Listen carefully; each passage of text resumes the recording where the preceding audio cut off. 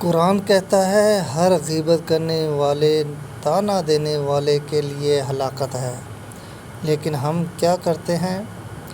ہر روز ہر وقت کسی نہ کسی کو یا تو طعنے دے رہے ہوتے ہیں یا کسی نہ کسی کی غیبت کر رہے ہوتے ہیں۔ آج ہماری کوئی محفل ان دو گناہوں سے خالی نہیں جاتی، بھلے وہ گھر ہو، اسکول یا کالج ہو، یونیورسٹی ہو یا پھر ورک پلیس۔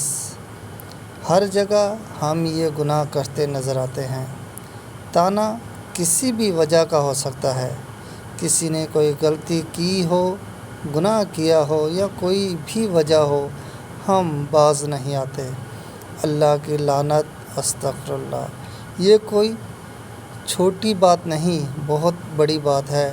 وہ رب جو آپ سے بے پناہ پیار کرتا ہے، اسے یہ بات کتنی بری لگتی ہے کہ اس کی محبت لعنت میں بدل سکتی ہے۔